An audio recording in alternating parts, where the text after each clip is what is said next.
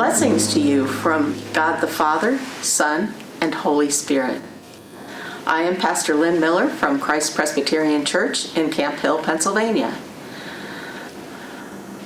Our Father, who art in heaven, hallowed be thy name. This is the first petition or request we make in this prayer.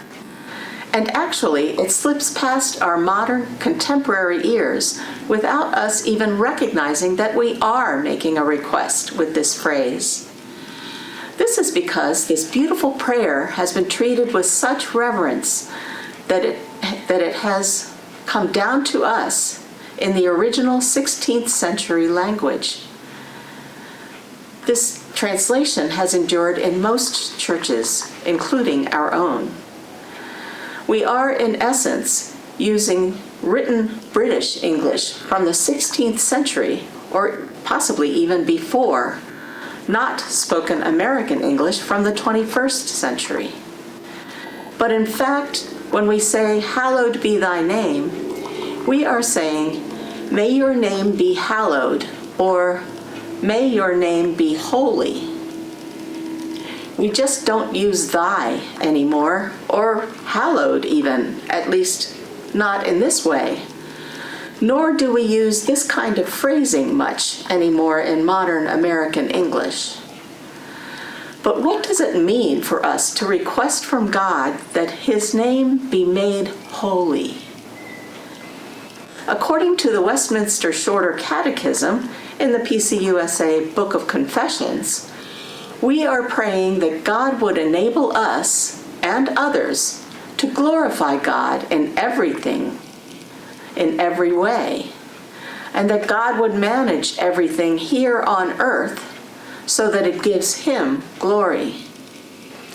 Even when in contemporary English, that seems a little confusing, we can break it down. When we ask God to make his name holy, we are not saying that God's name is not already holy and it needs to be made holy. God is holy already. In fact, God is our standard of holiness. And by holiness, we really mean separated from worldliness. So what we are really asking is that the world will recognize that God is holy and will hold God's name in honor as being holy. In other words, acknowledging God as the Holy One, or as in the words of the Westminster Shorter Catechism, glorifying God. The Catechism also picks up the idea that we are asking that God's holiness be made known in every way and in everything here on earth. In our last video, we noted that when we say, who art in heaven, we are recognizing that God is God and not mortal and finite as we are. God is creator, not part of creation. With this petition, we go further and ask that all the world know and acknowledge God's set-apartness and otherness, God's holiness. We ask that all the world come to glorify God, recognizing that he is holy and holding his name in honor.